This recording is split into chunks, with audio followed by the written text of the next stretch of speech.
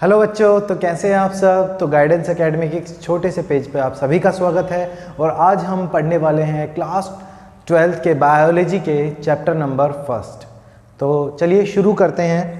ठीक है, इस चैप्टर में हम जो है उनके बेसिक कंसेप्ट्स के बारे में पढ़ेंगे कि बेसिक क्या क्या होता है उसमें। ठीक है, रिप्रोडक्शन जो हमारा चैप्टर है, रिप्रोडक्शन इन ऑर्गेनिजम्स, इसके बारे में पढ़ेंगे हम। इसमें हम पढ़ेंगे कि रिप्रोडक्शन होता क्या है, कितने टाइप का रिप्रोडक्शन होता है, और उनको थोड़ा सा डीपली में थोड़ा सा पढ़ने की कोशिश करेंगे। तो जुड़े रहिए, ठीक है, और साथ साथ में अपने नोट्स बनाते रहिए और साथ साथ में अपना नोट्स का रिवीजन भी करते रहिए। ठीक है, तो चलिए शुरू करते हैं हमारा chapter number 1 that is reproduction in organisms. ठीक है, तो जैसा कि आप सभी जानते हैं, ठीक है, कि सभी लिविंग ऑर्गेनिजम्स के अंदर रिप्रोडक्शन हमें देखने को मिलता है ना।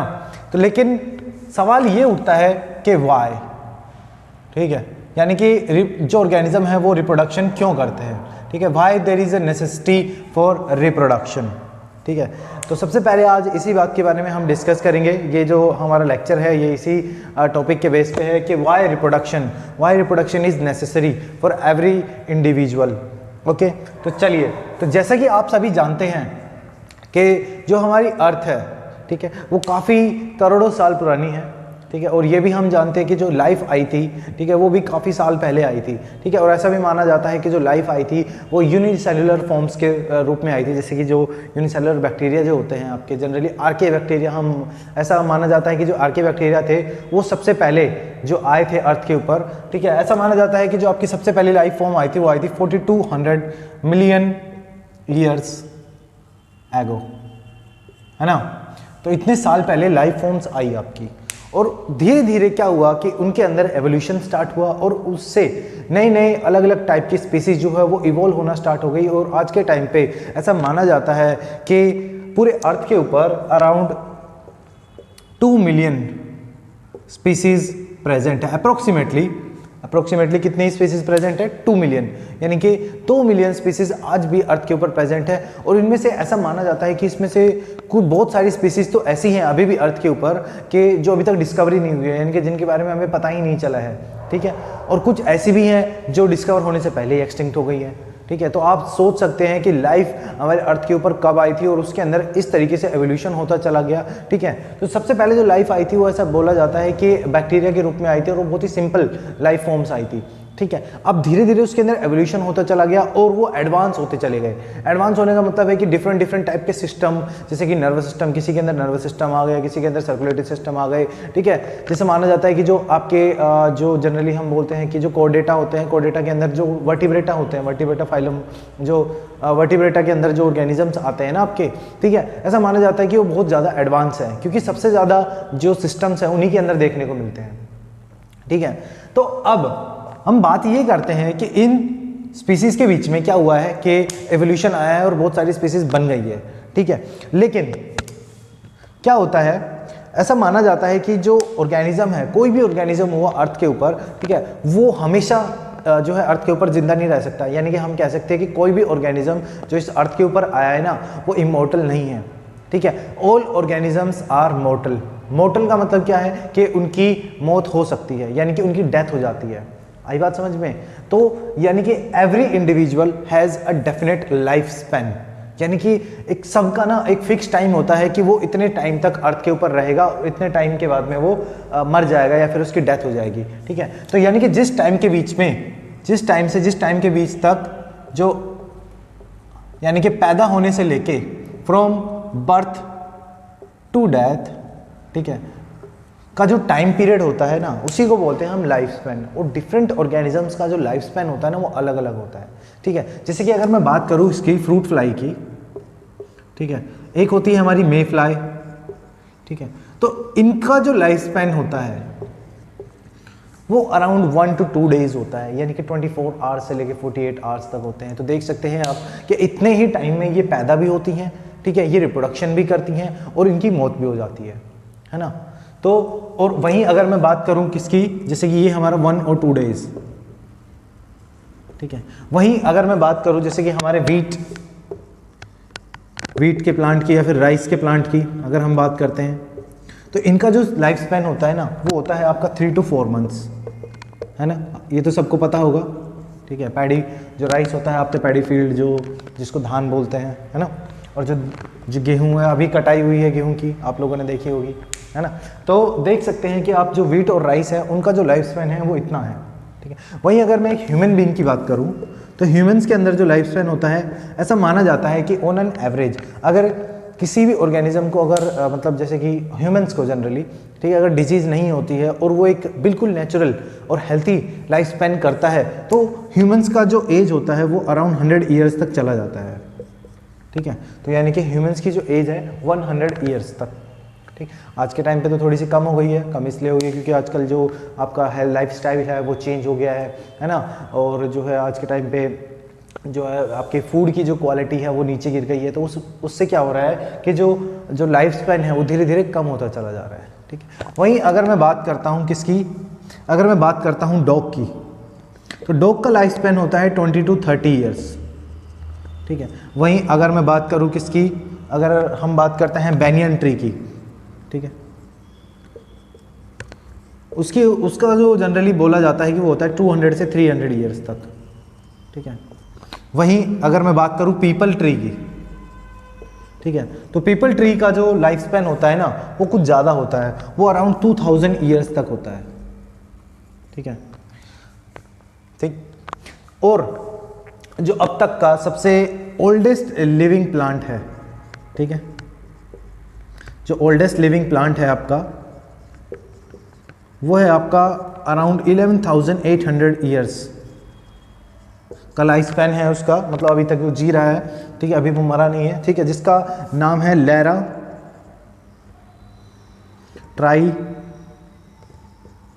ट्राइडेंटाटा। ठीक है, लैरा ट्राइडेंटाटा, ठीक है, उसका साइंटिफिक नेम है। ये आपका साउथ वेस्ट यूएसए के अंदर, सॉरी साउथ वेस्ट कैलिफोर्निया के अंदर प्रेजेंट है, और ये है आपका यूएसए के अंदर।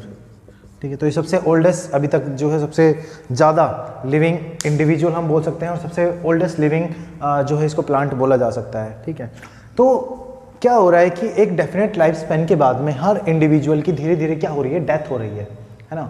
तो ऐसा है कि अगर ऐसे ही अगर डेथ्स बढ़ती चली जाए, ठीक है, अगर किसी ऑर्गेनिज्म की डेथ बहुत ज़्यादा बढ़ती जा रही है, ठीक है, और एक टाइम ऐसा आएगा कि वो ऑर्गेनिज्म की जो स्पीसीज़ है यानी कि उसके अंदर जितने भी नंबर्स है वो सारे ख़त्म हो जाएंगे। ठीक, तो जो डेथ हुई है, देखो डेथ तो सर्टेन है, डेथ तो होगी, ठीक है, तो उसकी जगह पे नए ऑर्गेनिजम्स को रिस्टोर करने के लिए और उसकी जगह नए ऑर्गेनिजम्स को ऐड करने के लिए एक प्रोसेस आती है जिसका नाम है रिप्रोडक्शन। तो रिप्रोडक्शन क्यों जरूरी है? टू रिस्टोर और to add the number of organism to that species, ठीक है, that is why reproduction is necessary.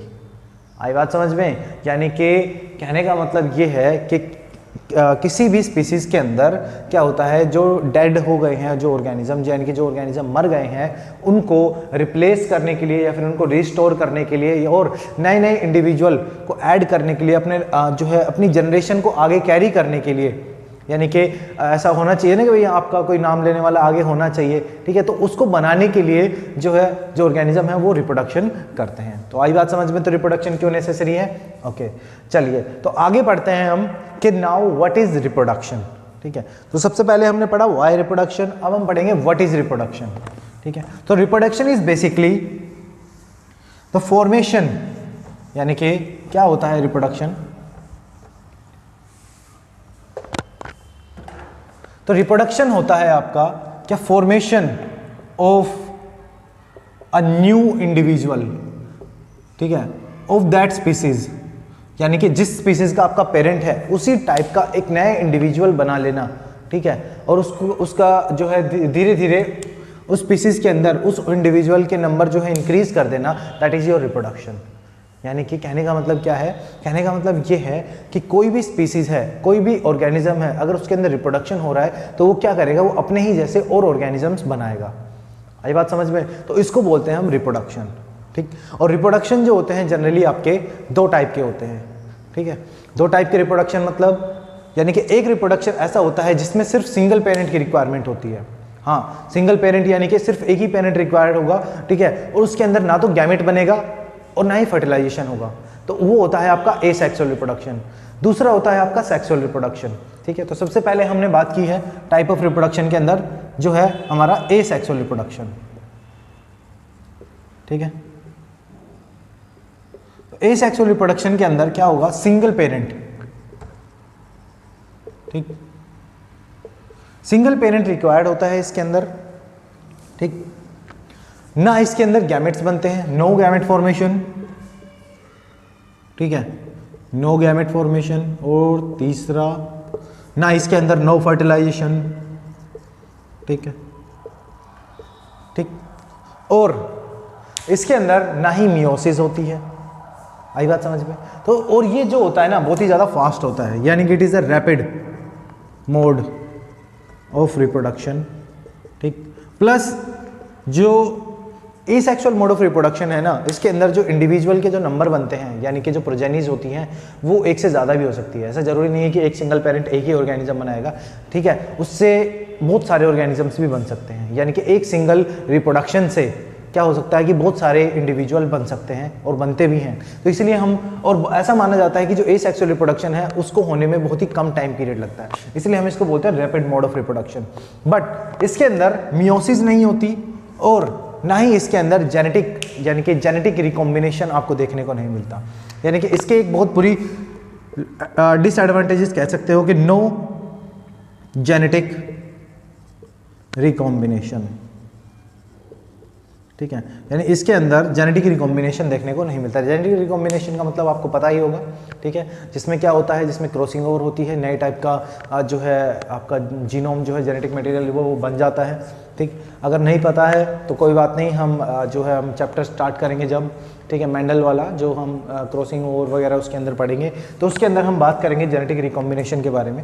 तो इसी जेनेटिक रिकॉम्बिनेशन ना होने की वजह से जो ऑर्गेनिजम्स है ना, ठीक है, उनका जेनेटिक मेकअप बिल्कुल सेम होता है, बिल्कुल आइडेंटिकल होता है अपने पेरेंट्स के। तो ऐसा बोल दिया जाता है कि जो एसेक्सुअल रिप्रोडक्शन से जो ऑर्गेनिजम्स बनते हैं ना, ठीक है, वो बिल्कुल क्लोन होते हैं, यानी कि बिल्कुल एग्जैक्ट कॉपी होते हैं अपने पेरेंट की, यानी उनके अंदर वही सेम जेनेटिक मटेरियल होता है जो उनके पेरेंट्स के अंदर होता है। तो उनके जो मॉर्फोलॉजिकल कैरेक्टर्स हैं, उनके जितने भी बेसिक कैरेक्टर्स होते हैं ना, वो अपने पेरेंट्स के बिल्कुल आइडेंटिकल होते हैं। तो ऐसा माना जाता है कि उनके अंदर कोई चेंज नहीं आता, ठीक है, तो नो वेरिएशन, ठीक है। तो इनके अंदर हमें एसेक्सुअल रिप्रोडक्शन के अंदर हमें कोई वेरिएशन देखने की नहीं मिलता है, यानी कि जो जैसा पेरेंट होगा ना बिल्कुल उसका एग्जैक्ट कॉपी होगा उसका जो डॉटर इंडिविजुअल, यानी कि जो भी नया इंडिविजुअल बनेगा, ठीक है। तो ये होता है आपका एसेक्सुअल रिप्रोडक्शन के अंदर। चलिए अब हम बात करते हैं सेक्सुअल रिप्रोडक्शन के बारे में, ठीक है। चलिए अब हम बात करते हैं सेक्सुअल रिप्रोडक्शन, ठीक है। चलिए, तो सेक्सुअल रिप्रोडक्शन के बारे में हमें पता होना चाहिए। तो सेक्सुअल रिप्रोडक्शन में क्या होता है, 2 पेरेंट्स रिक्वायर्ड होते हैं, ठीक है। 2 parents required, 1 is male and 1 is female, ठीक। इनके अंदर आपको गैमेट फॉर्मेशन देखने को मिलता है, ठीक। इनके अंदर मियोसिस होती है, इनके अंदर फर्टिलाइजेशन भी होता है, ठीक है, और इनके अंदर हमें क्रॉसिंग ओवर, रिकॉम्बिनेशन और जिसको हम बोलते हैं जेनेटिक वेरिएशन, तो इनके अंदर हमें जेनेटिक वेरिएशन भी देखने को मिलता है। यानी कि जो इंडिविजुअल जो बनता है ना, न्यू इंडिविजुअल जो फॉर्म होता है वो बिल्कुल अपने पेरेंट्स के, मतलब ऐसा तो होता है कि उसके अंदर जो बेसिक कैरेक्टर्स होते हैं ना उस स्पीसीज के वो तो होते हैं, ठीक है, लेकिन वो अपने क्या बोलते हैं कि जो अपने पेरेंट का ना बिल्कुल सेम आइडेंटिकल नहीं होता, मतलब जो सेम कॉपी नहीं होता उसकी, ठीक है, यानी कि उसके अंदर कुछ ना कुछ चेंजेस आते हैं। तो इसलिए हम बोलते हैं कि सेक्सुअल जो रिप्रोडक्शन होता है that leads to variation. Variation का मतलब चेंजेस, ठीक है, यानी समझ में आया। यानी कि सेक्सुअल रिप्रोडक्शन से जो ऑर्गेनिज्म बनता है ना उसके अंदर कुछ कैरेक्टर अपने माता पिता के, कुछ कैरेक्टर अपने माँ के होते हैं, कुछ कैरेक्टर उसके फादर के होते हैं, यानी कि उसके अंदर, ठीक है, वो जो होता है बेटर अडेप्टेड होता है उस जो हम बोलते हैं कि एनवायरनमेंट के एकदम अडेप्टेड होता है। तो उसके अंदर हमें जेनेटिक वेरिएशन और रिकॉम्बिनेशन देखने को मिलती है, आई बात समझ में? तो सेक्सुअल रिप्रोडक्शन जो होता है ये समझ में आया आपको, 2 पेरेंट्स रिक्वायर्ड होंगे, गैमेट फॉर्मेशन होगा, फर्टिलाइजेशन होगा, ठीक है, और उसके अंदर जेनेटिक वेरिएशन देखने को मिलेगी। जेनेटिक वेरिएशन का मतलब यानी कि उनके जो जेनेटिक मेकअप होगा उसके अंदर चेंजेस आपको देखने को मिलेगा। तो आज के लिए इस वीडियो लेक्चर में इतना ही, आगे की लेक्चर में आप देखते रहिए, ठीक है। इसके बारे में हम अब नेक्स्ट वीडियो में हम देखेंगे types of asexual mode of reproduction, फिर हम सेक्सुअल मोड ऑफ रिप्रोडक्शन के बारे में हम लेटर आगे की वीडियो में कंटिन्यू करेंगे। Thank you.